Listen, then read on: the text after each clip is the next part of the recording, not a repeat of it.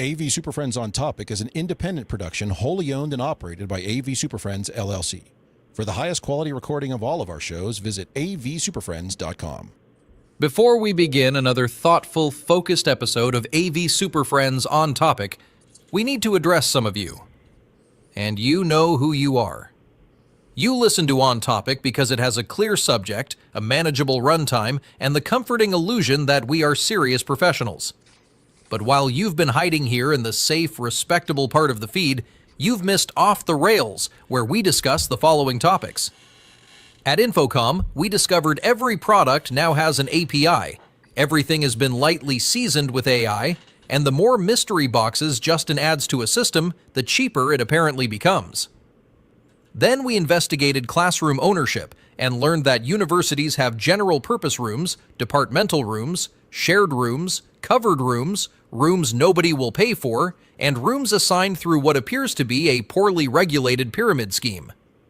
We also accidentally developed an unauthorized CTS study guide based on ignoring the math, leaving work before 5, and determining sound levels from the hallway. Also somehow, document cameras are back, emerging from storage closets like beige plastic cryptids demanding VGA adapters. You missed all of that because you only listened to On Topic. That's not being selective, that's neglect. So after today's episode, go back and listen to Off the Rails, all of it. You clearly have some catching up to do.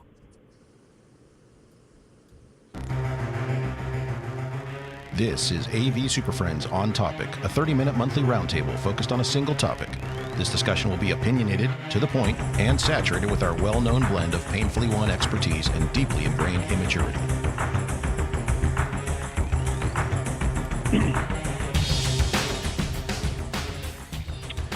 For July 17th, 2026, it's the best sounding and most internally skilled podcast in higher ed. This is the AV SuperFriends my whole screen just changed here. This is the AV SuperFriends On Topic episode number 75. Do not touch the little button next to your trackpad. It moves things on your screen.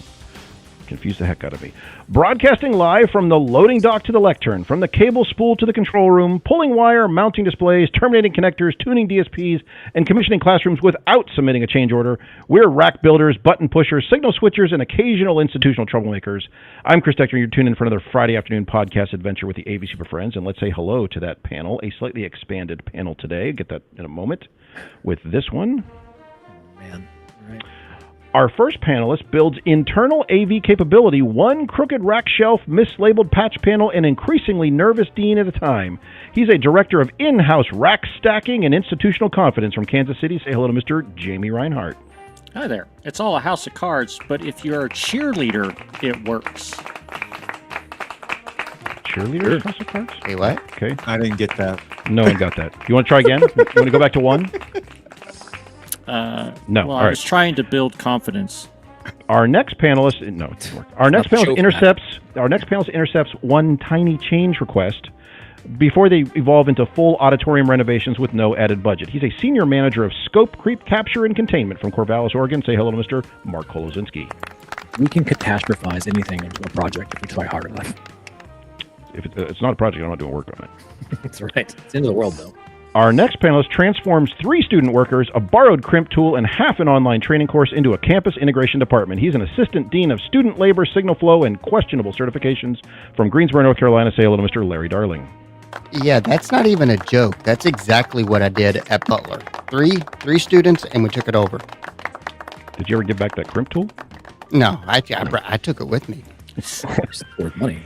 Our next panelist oversees the university's strategic transition from call the integrator to let's give Steve a ladder and see what happens. He's a vice president of vertical integration and horizontal cable management from Bowling Green, Kentucky. Say hello to Mr. Justin Rexing. This is the actual real job. And I don't know who Steve is, but we're going to have him pull some cable. Let's give Steve a ladder and see what happens. It's a real job because it's super important. And joined by a special guest panelist, he personally assembles classroom systems while insisting that the smoke you see is normal, the firmware is up to date, and facilities approved all these new holes in the furniture. He's a lead fabricator of lecterns and liability waivers from Clemson, South Carolina. Say hello to Mr. Tim Dixon. Glad to be here, thanks. I'm going to humor you, Chris. I'm super happy to be here, by the way. So on today's show, we're going to discuss building up your own internal AV integration team at your college university. But first, and everyone hates this, a little bit of housekeeping. That's why we get it out of the way at the beginning. So if you're listening to this as a recorded MP3, congratulations. The system has been commissioned, the firmware has stopped updating, and someone finally found the correct USB audio device driver on the room PC. We stream live on Fridays at about 3:15 Eastern or 12:15 Pacific, or whenever the heck I get my act together today, because I'm obviously on a different setup and I mess with all my settings and all that crap. So. I can barely tell, Chris. Yes, it's amazing. You can join us for that live on Twitter, LinkedIn, and YouTube. If you can't join us live, we still want you to connect with us on the socials. You can follow us at AV SuperFriends on Twitter, Blue Sky, LinkedIn, YouTube, all those fun places. Please don't forget to spread the word. If you could share this podcast with your coworkers, campus partners, consultants, integrators, electricians, networking teams, facility staff, and the associate dean who just discovered that classrooms now contain technology.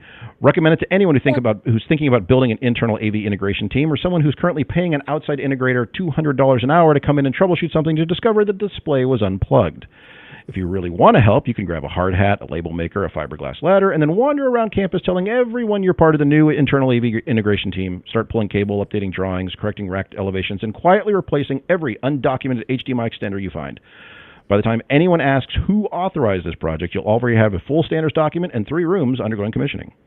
If you want to support our show, please consider donating. Your contributions help us to keep bringing you the honest content that you love or that you love to hate, and allow us to maintain our own internal podcast integration team consisting of several opinionated professionals, 1 functioning network switch, and a growing pile of USB audio adapters that no one's really willing to throw away. And you can find the donation link for that in our show notes or at the website. So thank you for listening. Please build your team, document your systems, label both ends of the cable, not just one, but both. What? Preferably with the same label. Oh, come on. And remember, it's only an internal integration AV department after somebody gives you a storage room full of old discontinued equipment and calls it a budget. So thanks for your support. We could not do this without you.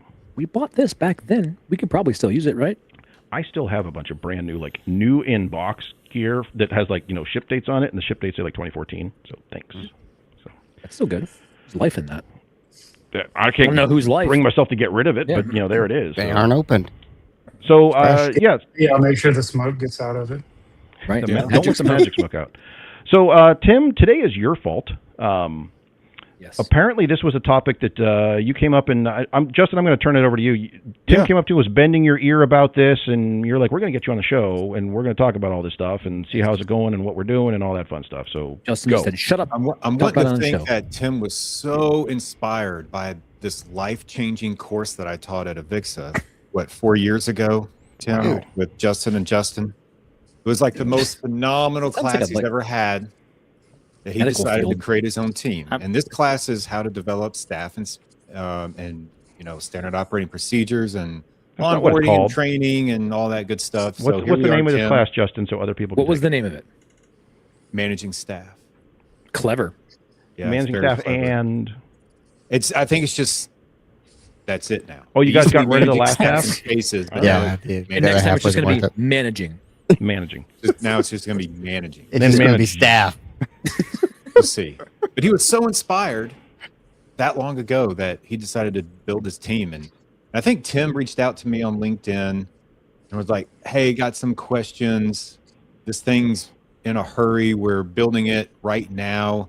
And so, Tim, I guess just tell us about when you started this process and what challenges you went through and where you are today. Because I'm assuming you just dealt with integrators and now you're trying to build up your internal team to take on some of that.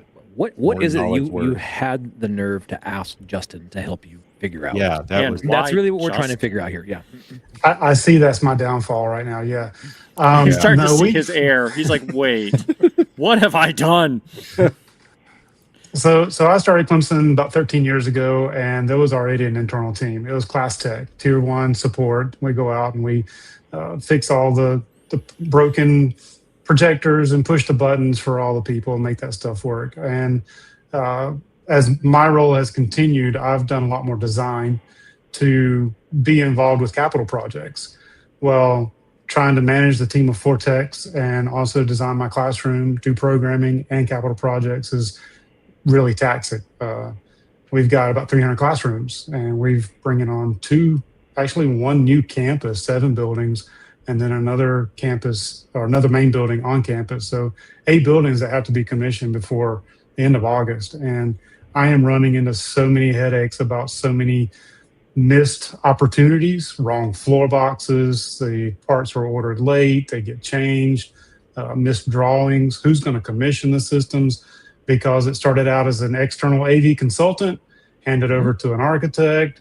The architect says, yeah, we got it. Let's put some of this stuff on the... I'm getting there. Let's put some of this stuff on the EC, put some of this stuff on the GC, and it's just ignore the rest. A complete nightmare. It'll work itself out. So I'm talking with my facilities folks, and they're like, yeah, this is a great idea. And then I talk to my supervisor. What's a great idea? Yeah, we need to do that. To expand my team. Yes. I want to be able to hire on essentially a field supervisor with 2 dedicated project technicians that could float in the classroom whenever they're not busy. Can I pause you real quick? Why did you have to talk with facilities to do this? Yeah, I was curious about that too. The ever important dollar. So I don't have any. You work for IT though. I do work for IT, but facilities is the one that's paying the outside AV consultant and the outside AV contractor and the AE and the architect and all of that. So they've got the money. You divert those funds from going external to move them internal. That's interesting. You got it. Okay. You got it. So trying to get them on board as an option to buy in. Got some buy-in from that. And then, I know that's your keyword. Word in our class. We say every hour, get the buy-in. So I approached my supervisor, who's the VP of customer success, and I'm like, here's what I want to try to do. He's taking it to my CIO, and everybody's like, yeah, this sounds great. This sounds great. I still don't have the money for it, but before I finalize with my CIO, sound good, yeah. Before I get things really finalized with my CIO, I was just wanting to bounce some ideas off of what do I actually need. So my idea is with my CTSD, I'll do all the design. Let me interface with the architect, get that stuff out there.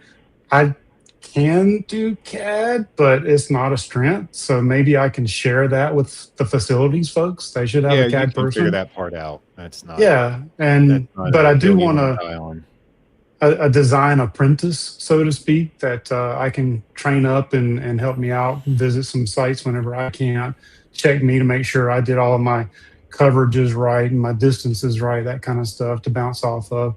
I've got a good programmer in place now. I know I'm hitting all Justin's key. No, they don't.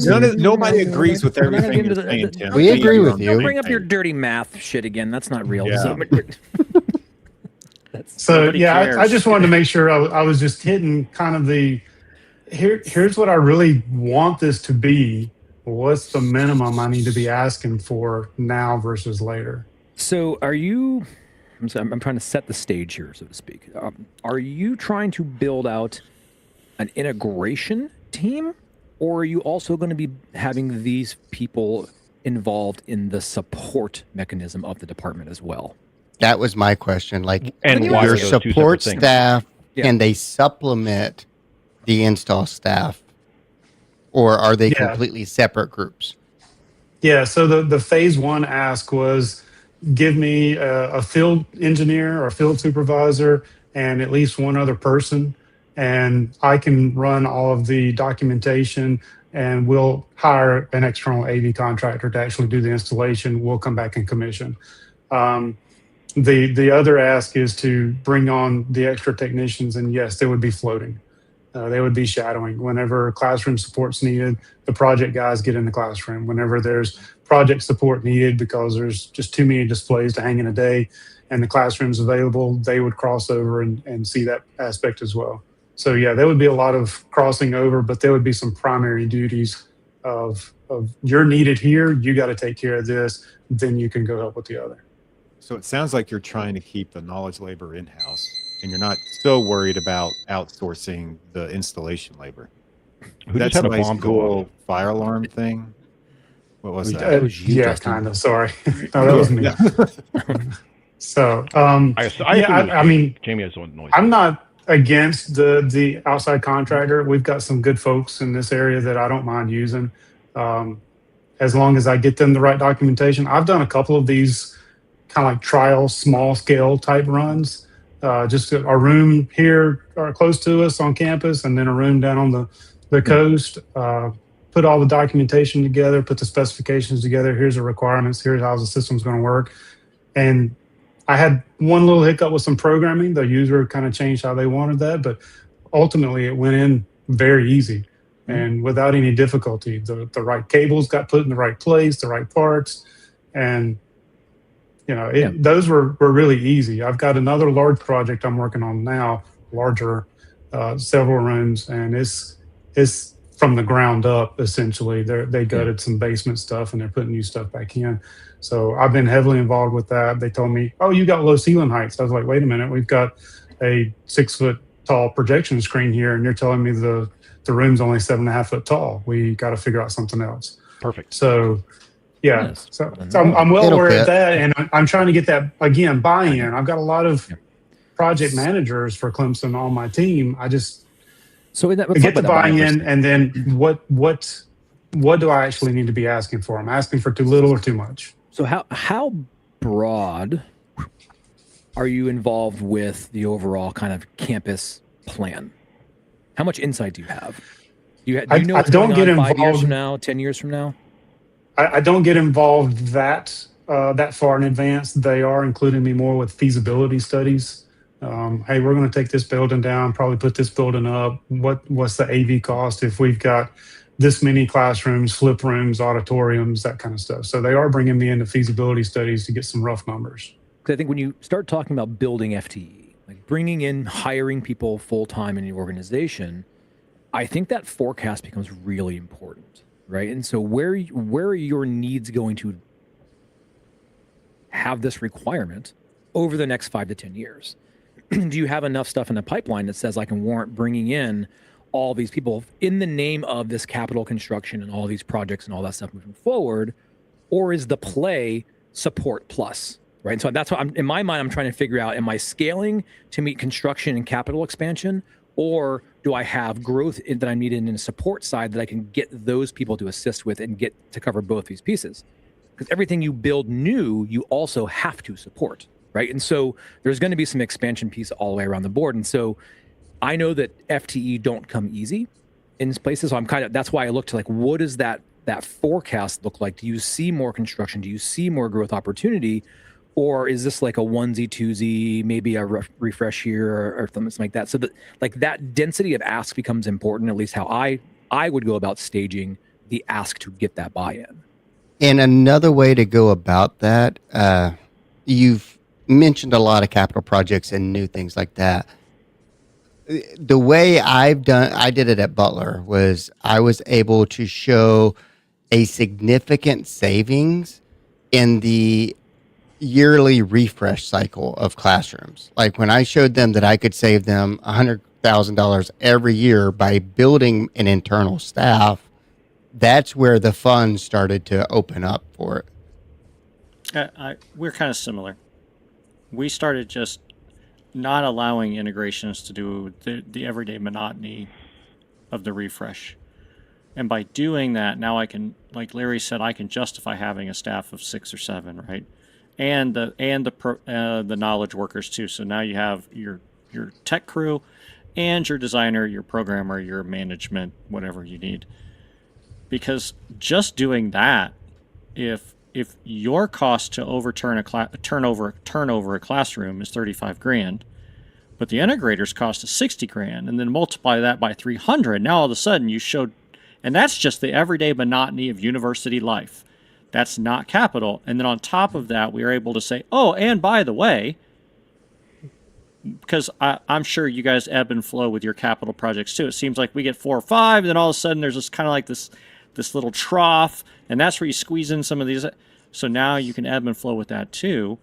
But that's how we built our reputation, and I was able to justify our staff, because at the end of the day, they're willing to shell out money for the everyday experience for the teachers and faculty, where the capital project is one-time monies here and there, and they can just hire a guy. We'll just hire a guy. And Jamie, most importantly, the capital funds are often it's donor funding, it's some sort of campaign. Right. It's magic money that comes from somewhere else, so people don't care how it might affect that project. That's a $12 million project already. I don't care if you're going to save me $300,000. But And if you can say that, say, well, hey, we have the expertise. We've been doing this for years, or we take care of the rest of the campus. I can easily take on this building when it comes up. We have to support it anyway. Year over year for the next 3 years, we're going to save you $250,000 on this project, plus the ongoing support. That's how I was able to build my staff up. That's how right now I'm even doing some modifications and saying, look, I might need a junior designer. Like, I have a design person. I like Tim's phrase, a design apprentice. A design apprentice. Yeah. I'm going to be able to start that up. I was able to, I can now do like a programming and a program or two, because I can justify using them for everything else. And even cleaning up some of the BS that I've inherited from other places, right? Because every so often you get one of those. Like, what do you mean the conservatory bought their own system from whiz bang down the street? That thing sucks. I'll fix it when their warranty runs out. Boom, done. I fixed it in a couple of days. Now I can justify that cost, right? So that's how we kind of started building that staff, and justifying that staff with ongoing money, because it was directly tied to everyday operations within the university, where capitals just aren't. They're not tied to everyday operation. It's Daddy Warbucks' check that way, right? And so I think that's you're trying to build security for the staff that you're going to advocate to get. And I think if money's kind of figured out and you understand what that trajectory looks like, and you know the capital projects, and you know where your support is, you have the foundation. Say, okay, here's how I can sustain these people. But then let's pretend like, okay, we have that. So what types of people make sense if that is the take? And I think mileage may vary on, at least from where I'm at and my vantage point, taking stock of what you do have. Do you have people that can be tooled into additional roles? Do you have a really strong student pipeline? Do you have kind of what subject matter expertise do you currently have? Because I think if you're going to go out and buy high-end skill, it's going to cost you a whole lot more than kind of building the utility skill and kind of manufacturing those positions as you grow and those needs kind of proliferate. I also, I'm going to tag on to Mark's and then change, but I also like the internal growth as well. Because as you identify some of your technicians, they're going to start gravitating, they're going to self-gravitate to his experience. You're going to have these, just your everyday techs, and some of them are going to say, I really want to program. Awesome, let's get you there. I really like project management. Nobody does. But nobody does. Let's pretend. That's not there. I want to design. Tell me more about design. Tell me more about physics. And then you say, it doesn't exist. It's a unicorn. Do not listen to Justin. But I think they help. Slap you. I've also found it's a lot easier to get a pay rate by growing your like a pay rate increase by growing your internal staff. So sometimes our staffs at universities are undercompensated for the work they do. Sometimes. So, many times, often. So, but it's easier for me to justify a significant pay raise if they become a knowledge worker. So it's almost choose your own adventure, so that I can take care of you and you can take care of me. But I do like that building from the inside. I'm currently doing that now. I also like, my other pivot was, I like that you've already got a relationship with facilities.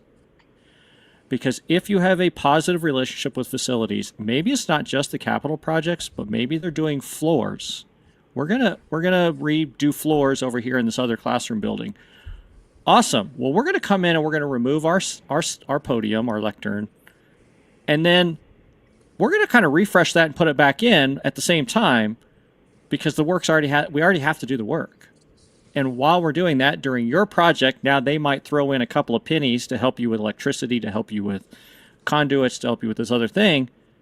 Now you can go back to your administration and say, because I have this relationship with facilities, because we have these room overhauls and that relationship, we're also saving money on every one of those, because we're part of their painting project, we're part of their tiling project, we're part of their carpet, they're part of the ceiling replacements. Because you're going to get called in anyway, man. They're going to call you, come in, take all those speakers out. Awesome. So how can you pick? I'm already giving that away for free. Yeah, we've been doing that. We go through and this auditorium is going to get a seating refresh and carpet and this and that. And, all right, what year are you going to do that? I'll work that into my LCR. So we already do that part. So at least you have that that relationship that you can say, oh, and my extra staff is going to allow me to do that quicker, easier, more nimble, because they don't always tell you, right? We've all been there. Hey, can you come move this? We're going to start tomorrow. I like when This they tell you morning when that they've done actually something. happened. Yeah. I had when one of they those tell you Monday when- this week. Yeah. Tim, I had a quick question. You mentioned that you have about 300 classrooms. Are those all general inventory or are those Oh, departmental God. Oh spaces? God, here we go. I'm just saying that does impact the funding model of support. Like Right. Does it? it does Well, on It most does schools. for me. Yeah. Yeah, so, Larry, so the I've worked at provost, every university. You have. the provost back in 2019 did a reclamation of about 70 rooms and got me up to a total of 300 general inventory rooms. We still have conference rooms and labs and special labs, wet labs, Yeah. dry labs, all that stuff for chemistry, bio, that kind of stuff. They maintain those. They call me in for them. I treat it like I'm an outside integrator, and I design it, I price it, I purchase it, I install it, program it, commission it, and then we give them a first year support for free. And after that, if you want to be on the same level as the general inventory and the priority, then here's an SLA that you pay, and we make some extended warranty stuff out of it. Have you considered kind of commandeering that person? Like if they have their own departmental biology AV person and saying, if you'll help me pay for their salary, I'll take them under my wing, get them traded up. And now there's no SLA. And you just kind of pirate their person. Yeah, there's not a department AV person. We have college consultants. They're basically desktop help that go around and make sure the desktops work. And I pitched that to some of our more hands-on crews, like the business schools or the student, where they always want some extra support from us. Can you do after hours? Can you do white glove service? Well, I can't, but I'll tell you, it's going to be an per hour charge or whatever your model is. But if you would hire a person and then give them to me to manage, now you have an extra person. Sure. Or I usually dump that off. Sure. They ask me for after hours support. I ask my student workers, hey, you want to make a couple extra bucks this Overtime? weekend? Go contact them. It's paid outside the whole system. Paid they outside. pay directly into okay. their, cut them a check, and I don't have to worry about managing any of those hours or anything. Oh, well, So, that's okay. That's another way to handle it. So Because I'm going we're to not allowed to rewind a do little that, bit. so I Yeah, just I'm try gonna- to. Rewind it. I'm going to go back to the process a little bit. You said you're going to hire a design apprentice, maybe not. They do the documentation. Kind of thinking about capital projects here. I'm in the middle of one where I'm acting as the principal design consultant on it. So how do you see that playing out with capital projects? Maybe you've already done one where the documents are getting submitted into the entire bid set and you're bidding it out to another integrator, and then the integrator is doing the intensive labor part. Are you all coming in after that and punching it out and then wiping their program and putting yours on? Like, what does that look like as far as you supporting the system when it's done, and are you the one signing off that they are done? that would be where I want to be. It's not where we're at now. My programmer does have a framework our skeleton for the programs we give out. We give them the actual GUI file so they can copy and paste the buttons and the scheme and everything. The program skeleton has all of our Fusion and XIO connection stuff in it. We've got some self-help stuff already built into it as a model. So they take all of that and expand that to make the room work according to what's needed in the system. And then we go back in, and I walked one of the projects last week and I said, yeah, this looks good. This looks good. No, this isn't going to work this way. And gave them that feedback. So whenever the actual AV consultant comes through, they're not going to say, yeah, that's not going to work, because they don't know. The AV consultant doesn't know how we do it on campus. Right. But I'm easily able to tell them, this is how we need it done. That's why I gave you this information. It's really So interesting. I'm holding them to a pre-commissioning versus the AV consultant saying, oh yeah, all the boxes are in, all the cables are connected. They're somewhat labeled in a very cryptic manner. if they show up again. Yeah. They may not So- just show up after it's done. And so Yeah. you don't have a consultant on that job. You don't have so it's you all being the consultant, but leveraging other resources there. So you're supporting their code do they have a 1 year, like they're not, the client's not calling the integrator, they're calling you all, Right. right? Yeah, we tell them it's like go through us first, and if we'll go out and give 10 or 15 minutes just to see if it is a power button, power brick, something like that we can fix real quick. But if it's a parts replacement kind of thing, I probably have it on my shelf because I've already sat through all the documentation and say, no, I'm not using that part. You're going to use that part. So I keep my inventory low there, throw that part in, take the other one and say, all right, integrator ABC, this one died, go get a RMA and get me the new one. Yeah. So what I'm trying to do is figure out, and I've got it in my documentation, and we put it in the bid to essentially lower labor costs, because from an integrator standpoint, if you're having to support a system for a year, you got to kind of build that into your base price or you're going to lose your ass. So we put in there like, hey, once I sign off, there's no obligations for you to come back. And so that helped us keep costs lower too. But it's really interesting when you know you've got it yourself into the system is when you're the one approving and reading RFIs coming from the electricians and coming from the integrator that bid on it, which is kind of where I am. I'm in Procore. Y'all may or may not know what that is. It's construction software, and you're getting notifications and you have timelines, and you're thinking about, well, we're university and we have all these holidays. Shit doesn't matter when you have construction project. You're the principal designer, so you're finding that you're working quite a bit to just hit that construction schedule. So do you all see any kind of challenges by meeting a construction timeline with your resources the way things are going? Because I know that's a different timeline than the university upgrade and kind of the day in and day out tasks that you all have. Yeah, that's some approvals I can get beforehand. We've got a university holiday coming up, but there's not a construction holiday. Then I can work with my technicians to say, all right, let's flex time, or you've got this day off and you're reporting that day. I have the authority and the ability to do that. So I don't think that would be an issue in the long run now. And it sounds like your staff has buy-in to do that as well. I know I have one major buy-in. I would put him in as the field supervisor, and he would be over all the technicians essentially. He's great with looking at infrastructure, saying, yeah, that's going to work. No, that's going to work. Wait a minute, we got to rethink about this one. He would be a very valuable asset on especially these two projects I've got going right now, where two floor boxes were completely missed on a building that's supposed to open. Actually, the users moved in last week.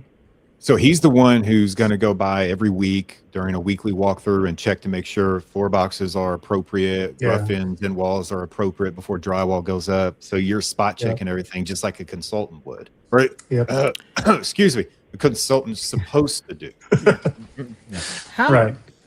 How, when you're talking about kind of feeling out how to grow your staff, how to get more funding from your administration, and they all say, sure, sounds great.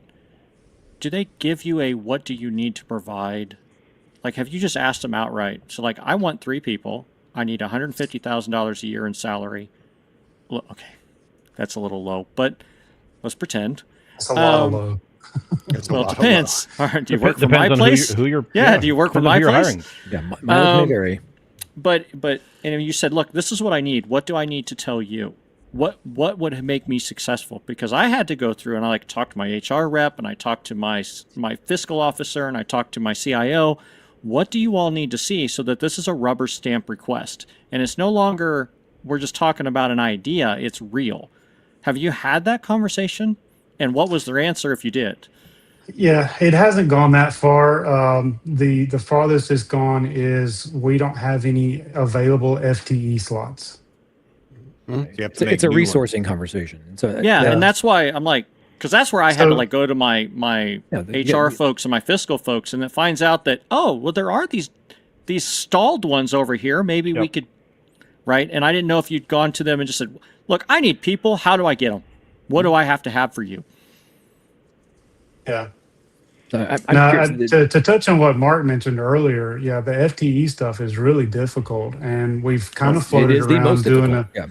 doing just TLP. You know, Yep. if we've got these projects coming and facilities is paying my group for this service, there's a bucket of money there that I can pay people out of. You know, and if I can get the service level agreements for the department rooms and that goes in that bucket, then I can start kind of growing that, praying that eventually when an FTE opens, they're like, yeah, we need to move this person into this slot. Are you a service center? What do you mean? Do you bill for your services? I do.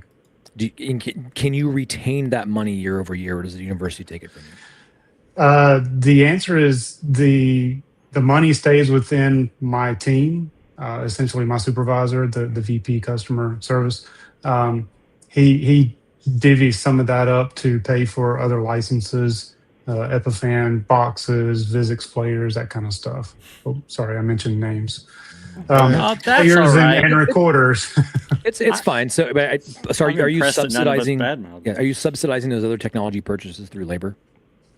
Yes. You are. So okay. So to me is like when you start looking at if you were going to create a new position, are you going to have to let go of something else to do that? Or can you expand duties with your current position and not have to invent somebody new? Because you say you have this field supervisor. Let's just jump off on that. You have a field supervisor opportunity. You have this corpus of work that you want to have this person do. Is that different than what they're doing now? Yes. It is. And could they do that work plus what they're doing now? If compensated, they would be glad to. So is it a new position or an expansion of the current? That would be an expansion of the current, but I am losing that one of those tier 1 spots doing that. It's like, So I have less availability for somebody to run across campus to push the power button on the monitor.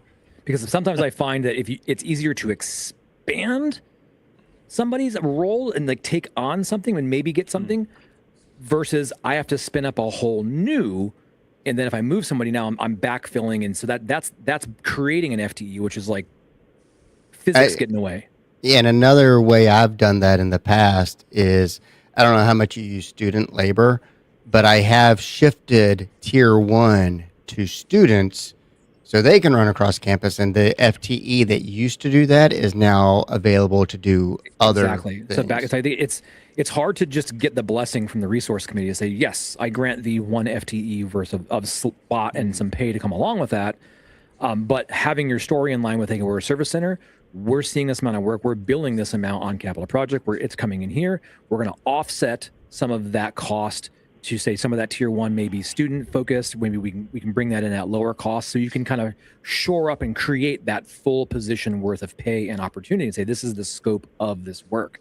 So I think it's always hard to kind of dream up a new position because leadership's going to say, well, you're operating fine right now, why do you need another one?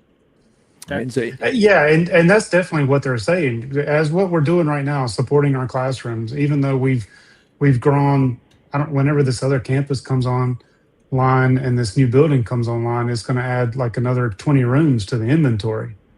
But I'm still only at 4 people. Yeah. We opened up a building last spring that had 15 rooms in it, but I'm still at 4 people. Wait, and they you see have these over buildings opening. you And have all of over these rooms coming 300 online, classrooms. but they never add anybody else to it. You have over 300 classrooms for 4 people. I'm not shocked by that. I think Man, a lot. Larry, that's the way I until last week. 350 supported spaces with 3 full-time staff. So Yeah, it is possible, right? And so I think that's a normal like story. You see this exponential expansion of spaces, a but literal not people. phalanx of students running around. So that's where I make it up. And and that's where I've leveraged my SLAs to create new positions. I have linked positions to the SLA agreements in you're- order to you're making create legitimate new work. positions. So you have to have that monetary trail to say I've justified this amount of labor, and so therefore I can make a person out of that labor request. And Right. And my university would look at that as a time limited position. Your time here is limited to the funding keep coming in. If it comes in, your job goes out. Yep.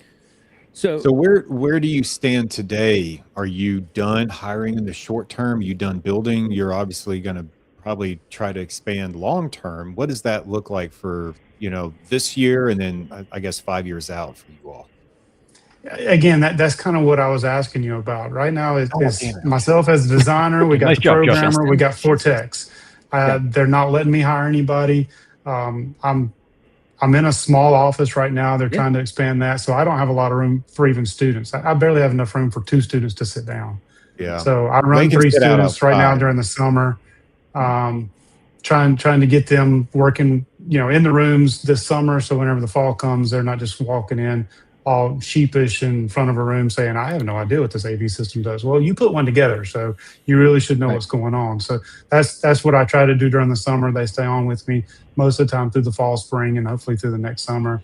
I try to bring in sophomores so they stay for a couple of years without hire wasting freshman and training. sophomore, absolutely. that's the best Yeah. one. Do you think your staff not necessarily has the capabilities, but has the want or the desire to take on more for more money so you can expand that without new positions, kind of like what we were talking about earlier? Is that your next approach maybe? I just don't think there's enough bandwidth to do that. Yeah. If I put a Running field out of hours in a supervisor in day. there, that's great. But now he's got more duties to go look at projects, and he can't support. I've got the 4 techs are just absolutely bleeding through the classroom upgrades this summer. I'm out there turning the screwdriver.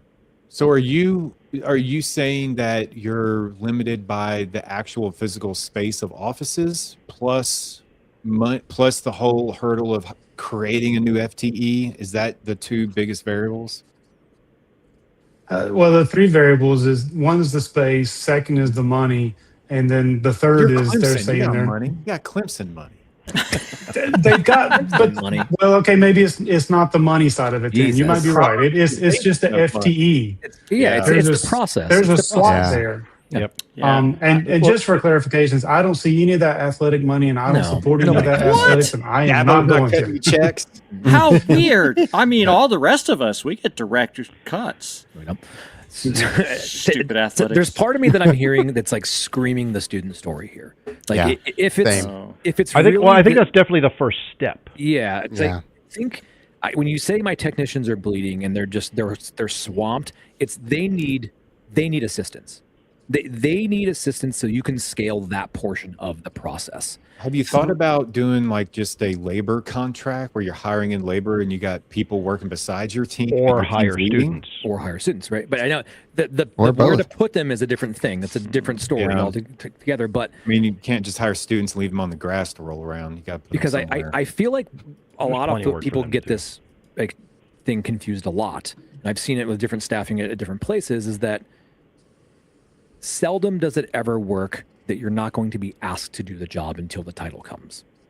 If you do want to move into something else, you are going to have to show that you're going to take that initiative and do it now. So what So does I it did mean that. from- I had a tier 1 technician, and he said, "Hey, I'm really interested in this DSP stuff, this audio stuff." I was like, "Cool. Here's access to the training. Here's access to the software. Go play with it. You got a box on your desk. Go play with it. You can look at some of the live stuff we've got. Just make there's a room going. That was a trust thing. I really trusted this guy."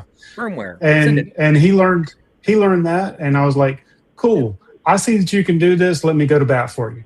I Right. went to bat for him. I was like, "All right, this guy really knows his audio programming. I need that off of my plate. He needs a pay raise." It went through. And he was like, "Cool, I got audio programming. Well, now let me go do some control programming."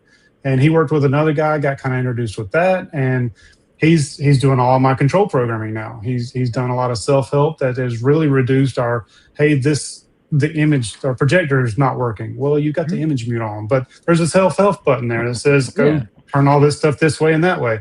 So he put all that together, and that's taken a lot off my plate. And I got him a pay raise for that. So yeah, that avenue is there, but I only need one programmer right now. So I can't promote anybody else up that way. I do need a field engineer. So that is one of my next steps. I need this guy to be in this position at this rate, and he's going to be over all these other technicians that come in when they come in. Do you have to conform to union guidance on your positions? No. Depends if they're a union shop or not. That's what I'm saying. Like, We are not a union that's a shop. whole different animal for folks that are having to deal with that. No, It's one of the- let's South acknowledge Carolina's that. right to work. It's much harder for folks. I've worked in both environments, and yeah, there's a lot of things to be mindful of. Jamie, before we get to you real quick, I do want to point out we're at 45 minutes in on this. Do we want to? Are we good to keep going, or do we want to pause it here for a moment and then come back and continue? So, which way do we want to go on this? Well, I feel like Tim has at least one or two more questions for us. That's a feeling, not a fact. So, Tim, how many more questions do you have for us? I'm just soaking up what you guys are asking. I have a question. The part about trying to figure out I forget how it was put now, but just to show the advantage of trying to keep all of it in house, how much money I'm going to be saving the university. Let's translate that to an FTE. But in South Carolina, literally there's only one bucket of FTE that is distributed across all the universities. So there's some states, there's some state stuff that goes on there, and there may not be any available statewide kind of stuff. So the TLP option on the side. Larry, I don't mean to step on you here, but because I see you're raising your hand. It sounds like we want to keep going. Are we going to keep going for a bit, or do we want to wedge in a little outro intro thing here, and we'll come back next week with more? Let's keep going. We're just going to keep going. We're going to run. Let's keep going. Okay. Yep. Let's keep going. And so, keep asking you guys to make a call. You're on fine. This, so. You're No, fine. yeah, it was just a thought of how much do we have 10 minutes left or not. I think we can do this in less than 10. Less than 10. Well, I've got some notes I want to bring up. I got some notes too. So this is going to go long, and however this falls, it falls. So for those of you who are still waiting in the parking lot at work right now, who are listening to this and mad because we've gone way over for your regular 30-minute commute, get over it. Blame Jamie first, and then when Jamie's done, blame Larry, just because he wasn't looking.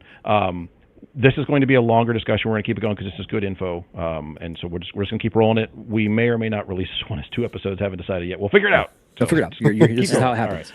I wanted to know how do you strategically fail at things?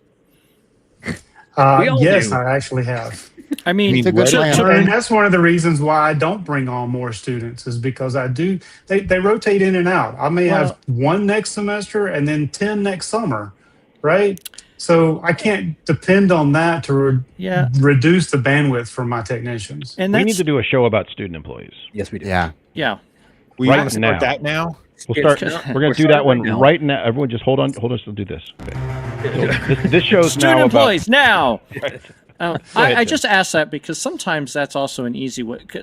Some of this sounds like a spreadsheet problem, right? Like number crunchers, administration wants to see on a spreadsheet how much, what's the difference, and but what are you saving? Thinking that they're viewing this logically as if like, oh, we're saving all of that, and that justification to more people, and it just doesn't. It doesn't work. That's not the way the levers are pulled. It doesn't play that way. And so sometimes when you look at this and you say, well, I could take that project on and we could do it for $100,000, but I don't have the bandwidth. If you give me a couple extra people, we can take that on, no problem. Yeah, that won't happen. Otherwise, I know, but otherwise it's like, okay, well, you're going to shuffle that out, and it's going to be $250,000. Like, wait, what? Yeah, it's double the cost if you go out with it.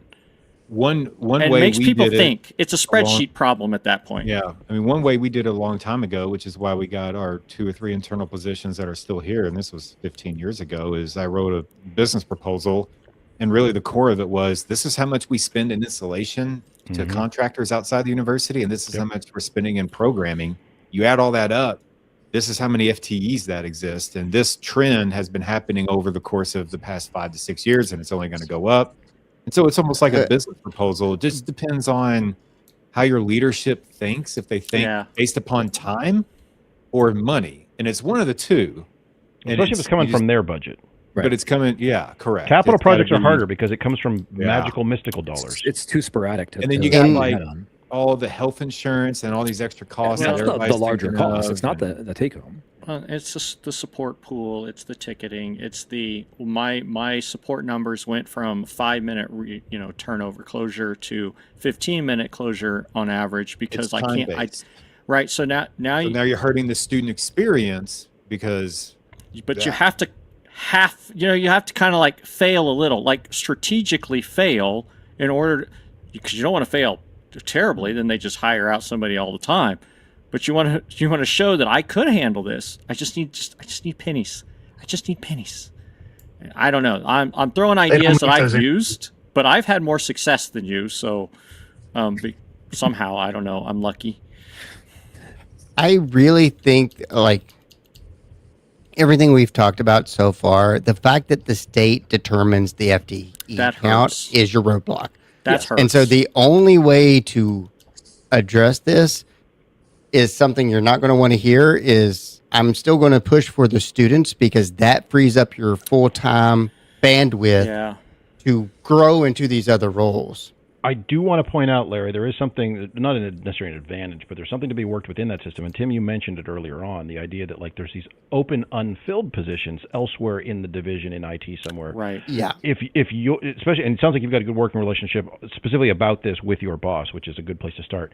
They may be able to determine, you know what, there are these 2 web developer positions that have been open for over a year. Hey, Sometimes they they can. Now give me those. Well, no, what I people. mean is sometimes they can take those, reclassify that, and then send that to you, because I brought this up with my old boss a lot, was like when I'd hear about unfilled positions, I was like, I can put those people to work today, because like you, I have not only the backlog, I've got the shovel ready jobs ready. Look at all the stuff I can do. Right. All these things that are, instead of doing that in October, we can do that next month. So all this stuff we can do right now, and then you find out that there's some other position where they've got like some programming analyst job that's been sitting open for 2 years. Well, if it's been open for 2 years, they probably don't need it, or they're looking for a unicorn at the wrong salary. Or they're not paying enough. Right, or for They never whatever will. reason. But they may be able to take that open spot and say, you know what, here you go. And then you've got all the rest of the stuff in place for you to get that state identified state identified spot for a position onto your team to do more stuff. So that worked for me twice. Yeah, I think being able to show, one, like your staff are working to the bone. Like, how do you tell that story? Do you have a mechanism which shows, and it's not like clock in, clock out. That's what I'm talking about. Like, what's not being done because your staff are currently doing everything that they are doing, but it can't be something that's not your service yet. Like, it has to be something that's already your service, right? You got to say, everyday service. you're not meeting that because we're over Let it here break. doing this, right? That's that strategic failure thing that Jamie talked about. And I think if there are earmarked FTE and monies around that you say, well, we could put some of that to use. You don't want to say, oh, there's a $110,000 position. Let me get that $110,000 position. What you want to say is, give me a portion. I want a portion of that money to add to this so I can expand this role, not take the whole. Because I would bet somewhere some strategic leader is saying, well, we're saving that amount of money, right? Because we're not hiring, we're saving that money. And so that's their savings by having unfilled position, and understanding that they want to carry that forward. They don't want to lose it. So only ask for a portion, not a whole of a idle FTE. It depends on the salary dollars. Yeah, again, it's going to depend on where you are. But I think, like what Larry said, to offset the pain, to me, that is a student thing. Like, and then that's we've had the most flexibility around bringing in a student, and speaking to that experience side, bringing them in, offering those opportunities, doing that placement, and building that so that your staff can be freed up to do this other work. And then, because there is money for the student, for student positions, people want to invest in student learning and It's these an skills experiential development. learning thing. Yeah, absolutely. Yeah. And then I think understanding where you would go immediately if you did have that FT that's going, you have that one expansionary piece, having a plan for that in place so that when that comes along, you're ready to go on that. Tim's going to have a tent city outside his office where he's going to have to put all these people. Space is a huge thing. I mean, that's hard to They're figure out in most buildings all over the universities. place. He's got more space than he'd ever want. This is the final frontier. Yeah, and the students go there and they play their Switch instead of doing the work. Well, there's that. right? So You gotta keep on the them students, focused. a couple things on the students that come to mind. One, students, my personal opinion, Students shouldn't have downtime. There should be plenty for them to do. If they're helping you with projects, helping you installs, helping you learn programming, whatever, or not helping you. If they're learning programming, helping you, whatever that role may be, when there's quote unquote nothing for them to do, that's called preventive maintenance time. There's stuff to do. Just like you, I've got 350 spaces, I've got 600 spaces, whatever. Oh, that room was last checked 3 weeks ago. Let's get that checked this week. So yeah, it's one of those things. I think there's plenty of opportunity to keep them working. That also builds familiarity with the systems and all of that stuff. One other thing I did want to mention real quick outside of the student topic here, and Mark, you mentioned a minute ago about like telling that story of what you're doing and how you track how busy your team is and all that, because everyone will say we're all real busy, but that A means different things to different people, and B, there's a lot of people out there who aren't very busy. I have found what we started doing was pulling, and again, I had a very clever student come up with this one, leveraging the API. We use Team Dynamics for our ticketing system. We do the same thing with ServiceNow and others, but from that API, pull real-time data of how many tickets came in, how quickly they were addressed, that sort of thing. In addition, pull the project information. We do our project work in Team Dynamics as well. So we can say, oh, we spun up 2 new projects. On these existing projects, we finished these 6 tasks. And the nice thing about that, it can be automated. So it's not something someone has to spend hours every week doing, but that can be automated to create a dashboard, which you can send someone the link once and they can kind of see what's going on. Also, take one of your old broken monitors, you know, the TVs that have the bad color or whatever, flip that around, put that out there somewhere, make that your own dashboard somewhere, your own version of digital signage, so people walk by and see all the crap that's going on. We did a thing internally, was it 4 months ago, 3 months ago, where it was a discussion of how many, what are all the projects we've got going in IT and all this sort of stuff. My team, my little tiny team of IT was 30% of every project in IT. Right. And it's like, my team is now 1/3 of the entire division, and yet we're this little group down here. What else is going on over here? So and I think sometimes that's being your able to story. surface those numbers is a good way to start. And that's your story, and that's how you start. That's why you're like, what do I need to Hey boss, what do I need to produce? I have this, I have this, I have this. How do you want to see this for me to make this happen? Are you doing a monthly or a report that's, like, I'm assuming you're doing consultations with folks who want to do buildings or rooms or whatever comes in. Do you provide what the estimated labor allotment is as it breaks down against your portion of the organization? Do you do that? I'm not quite sure. No, I don't do breakdowns like that, no. Do you do consultations for folks who want to do integration across campus? I did more prior to 2019, but since all these classrooms and seminar rooms got pulled into the provost, they gave me the same bucket of money to do the LCR, even though they added 70 rooms. So I lost a lot of my SLA revenue and my outside, consulting opportunities due to that. But there's still some, yes. So, but you know where your staff are going to be next month, right? Yes. You know the things that are coming in the pipeline. Right. Does your leadership understand what that equates to on the direct hour per hour ask of your actual staff? Do they understand that? My boss probably does, but his boss wouldn't. Because that should be in your forecasting, is that this ask of my team equates to this amount of FTE hour. Yeah, to follow up what Mark and Chris have said, like I was pushing for a new FTE position on my team. And it was around event support, which isn't a service we actually offer, but is a service we offer. And so I had to go in ServiceNow, which is the system we use, and create an epic and a story just around that, so I can have my staff track their hours, so I can produce that dashboard that says last month we spent 160 hours on event support, doing somebody else's job, and then we wrote 192 stories. Give me a raise. Right, Larry? I'm just saying that the data that shows that this has taken up this much time, it's easier to make that case when you have hard data associated with it. You're not wrong. Document it, It's just named weird. Well, you're named weird. Yeah, probably. Burn. Your mom. So, Tim, as we kind of get ready to begin our departure here out of this, I've heard of kind of two different versions of where your current work is, but where you want to build into. If you could have if I could give you all the money that you need right now to pick one position, where do you think it would provide the maximum impact for your team? I'm going to have to pivot on that a little bit and use your carving description. I would carve some of the funds for the field supervisor and hire a another tier 1 tech underneath that. So I would I still had have a my feeling you 4 were gonna say, techs. 'cause I and feel like my it's supervisor. always the mechanical side that is the most important, so we can scale that. And so as we move up that stack, it becomes harder to get those full FTEs as you kind of go up. Those Yeah. ones closer to the bottom of the stack are a little more, they're easier to get because they're more affordable typically. Yeah. But you can kind of scale that way. And I'd be curious to kind of round the room here if that would be the same approach. Would you all hire towards kind of scaling, or would you go to the top of the stack? I can outsource that. I'd go Yeah, to I the was going to top. say, so that's where I did that. I knew it was going to be like different on that, so I'm just. But curious. I would say that's one of my. I'm looking at my list here. One of my tips is like, don't hire more techs unless you have a plan for them, sort of thing. But like that fixes your problem, not problem. That addresses the need right now in the next 6 months, maybe the next year. That doesn't really build towards 5 years from now. I would lean to. Well, it can if you hire the right tech and train them up. I'm not saying. I'm saying as far as the labor force. So I would make a suggestion to either start with a project manager, project supervisor, project coordinator, or field supervisor, somebody to kind of do that more oversight, to take some of that work right off of your plate directly.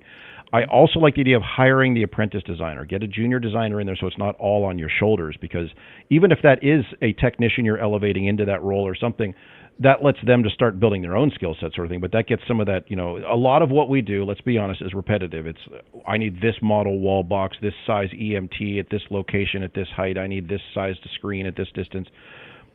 That can be outsourced to somebody in your team pretty quickly, but your team still then owns all of that knowledge work. And that's my opinion. I mean, I would start at the higher level with the project management, project coordination, field engineering, design.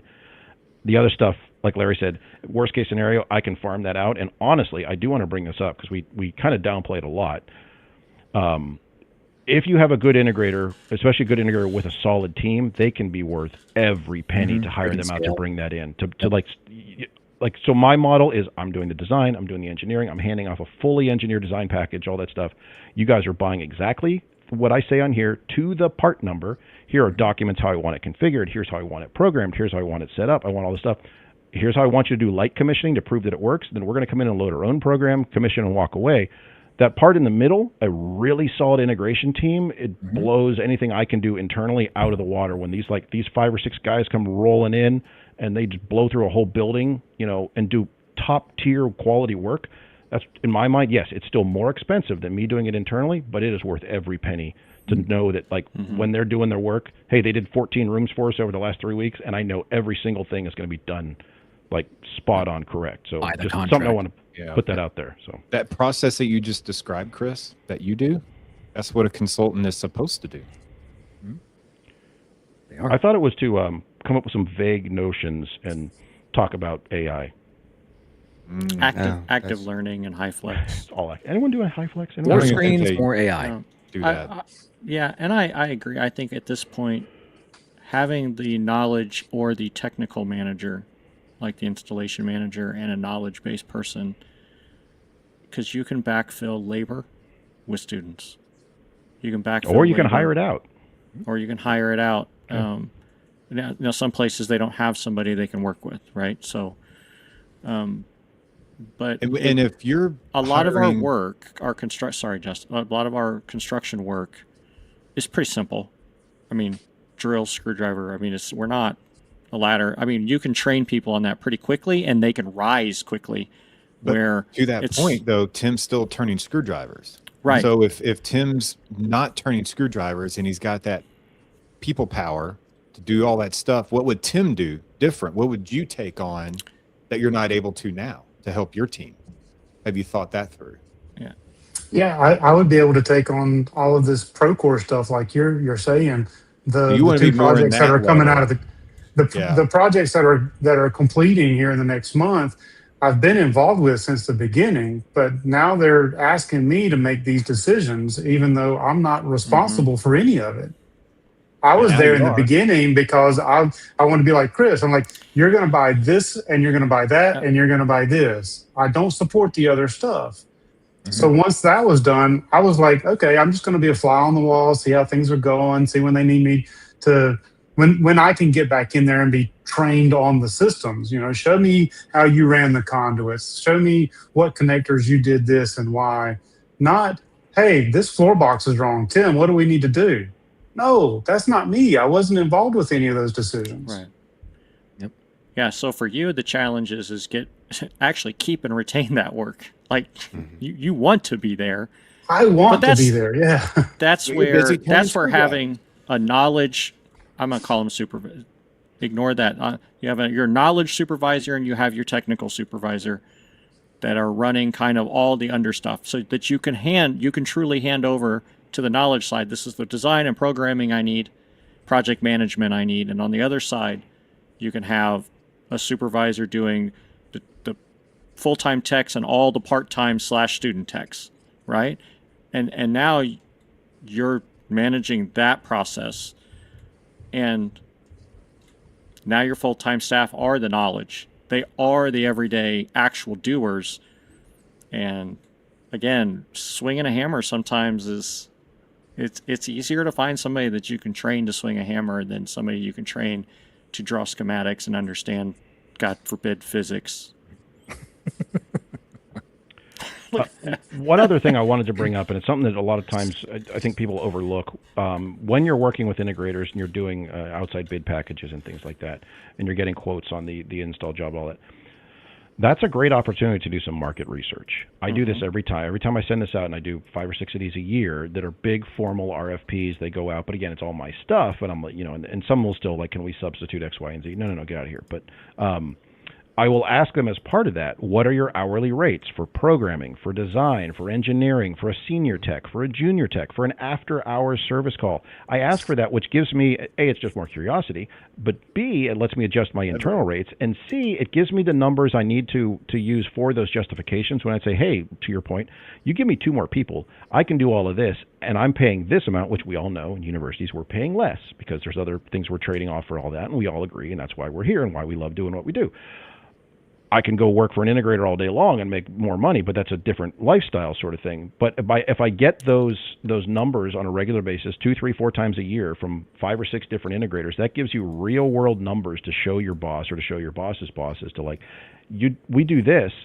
Here's real world numbers. You see it's going to save because they're going to charge us $150 an hour, and we're paying the equivalent of $75 an hour to somebody, with benefits and retirement and all the full package deal. So it's just something to do, and that's basically free research. And if you ask that of integrators, they will just provide that as part of their quote. I mean, it's absolutely, they will write that up and do it every single time. And it's free research for you, and it gives you those real world numbers you're going to compare against, so it's not kind of guesswork sort of thing. So just free tip. Yeah, I'm pretty fortunate. South Carolina has a state contract, and for the vendors to make it easier for me to purchase, really, South Carolina gets a little bit of their cut whenever they buy stuff, but they publish those numbers for tier 1, 2, and 3 tech, and each one of those are broken down into the cable puller, the termination, Cool. Yeah, there you go. Project management, designer, that kind of stuff. So I'm very aware of those, and I've leveraged those in the past. Cool. You're on the right track. Yep. Yeah, it's just that tough hurdle of Growing getting that pains. You hit a wall. administrative. They've bought in. It sounds like they've bought in. They just haven't wrote the check. So how do you get them to write the check? Well, you find those empty spots. You tell them they don't need those 7 web programmers anymore. And it's Well, a and- physical Find scale. some idle money. Look at your SLAs. Backfill some stuff you want to kind of scale immediately, and then identify with a plan and a position description that you're ready to go, and make that piece shovel ready. Yeah, I think I appreciate the advice of trying to fill out that top and supplement the student worker side. And I know it's probably a different program, but the student worker, I have a website out there. Hey, apply. Do you want to be help desk, AV, blah, blah, blah. I had 3 applications last spring, all of last spring. So finding the student workers right now is a challenge as well.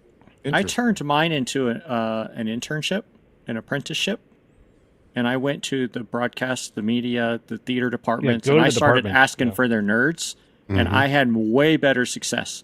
Go to computing engineering and start asking for their nerds, and all of a sudden you have success. But I called it an internship instead of student workers because they all think that they're just going to be coffee boys and file people. And Ours are technical assistants. They're not even like AV assistants or anything like that. They're like they're technical assistants for our organization, And then as part of that, we don't have like specific, but it is another show, and I think there's an opportunity there to kind of help. I definitely think put it's that another show. place. Yeah. So Mark, I do something similar. I call him it's an IT technical assistant. Jamie, I started this when I was when I was there. So I found that works. Pitch it as an IT job. I talk about networking. I talk about programming. I talk about all the things that we do as part of AV. But I don't say it's an AV job. I say it's an IT job, and that gets more people. It is an IT job. It is an IT job. It's legit. But to Jamie's point, like we're just going to be getting coffee and helping turn the TV on. So no, there's way more to this. But then I also do like a full interview process, because for a lot of these students, this may be the first time they've had a full formal, put on a polo shirt, come in and sit down, and we're gonna spend the next 45 minutes answering kind of those vague HR-ish questions. They may never have had that experience. So it's a benefit for them too, and it's rare that I have somebody who it's not really a hireable person, but it does happen on occasion. But there's been times I have to turn people away. Well, they'll come in and be like, "Hey, you still have that job open?" I'm like, "No, we just hired like 6 more people. We're basically full for now." And once you find a couple of good students, and it takes a bit. There's a bit of like there's a term for it where like it snowballs a bit. You get 1 or 2 or 3 good ones. Then they start telling their friends, and they tell their friends, and then like all of a sudden you've got like this like embarrassment of riches of like really solid student workers, and especially as you mentioned, freshmen and sophomores, so they're there for a couple of years. But yeah, I think we'll definitely do a show on. Yeah, I on think students. it's worth it. Yep. Right. So Tim, I need to come back to you. As we said, this show is your fault. So was this? It's Justin's, really. Justin's fault. Damn it, Justin. This was an actual good show, Dan. Thanks, Justin. An actual one. Do you have, Tim, is there idea. anything else we didn't get to? Anything that we didn't cover? Any other burning questions you've got? I know this was a lot to throw at you. You heard 5 different opinions. As you saw, we don't always agree with everything each other says. We do things very differently at different institutions, different states, different schools, all that fun stuff. Is there anything we didn't get to at all, just broadly, that you wanted to make sure we cover before we close out? No, I appreciate your time and the insight and the input. Thanks, guys. This is actually one subject a lot of us agree on this. Yeah, strokes. it's not like We're math. very similar. Yeah, it's not physics. No. You can agree on this kind of thing. Exactly. I love it. I love it. But the differences are, like Chris said, a lot of it's the states. It's the different how our different systems are set up, and that's the hard part to give you advice on, because Got to find those loopholes. yeah, it's how do you live in that gray area and find success? Yep. 100%. All right. Well, I'm going to roll out. Roll us out of here. And we'll hack this one up as probably a couple of different episodes, and we'll Thanks for coming on, Tim. do it Yeah, again. enjoyed it. Finally. Thanks, Tim. Thanks for putting up with yet another episode of AV SuperFriends On Topic. You can contact us with questions, topic ideas, or general complaints at avsuperfriends.com.